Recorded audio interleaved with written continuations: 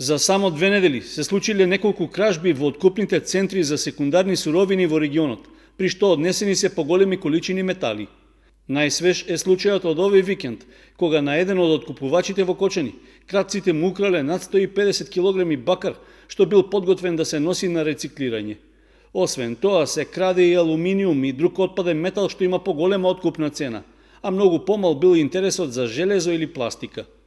Собствениците на откупните центри кои работат со легални дозволи од државата се сомневаат од истанува збор за организирани групи кратци кои добро го познаваат теренот, при што не се плашат ниту од чуварската служба што на нивните објекти е активна 24 часа.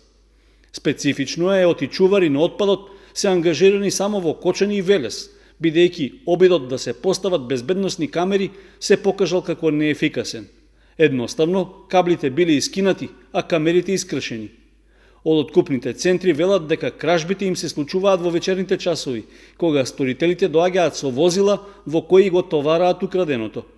При тоа, едно или две од лицата создаваат бучава на едниот крај од откупниот плац, за да го насочат вниманието на чуварите, додека пак другите на спротивниот крај преку оградата го префрлаат украдениот метал.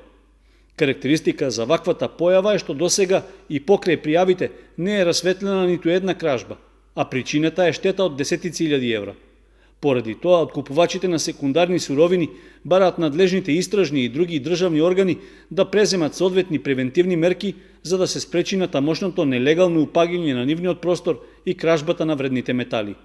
Велат дека не сакаат да дојдат во ситуација сами да ги ловат кратците, зашто можат да се случат и несакани последици.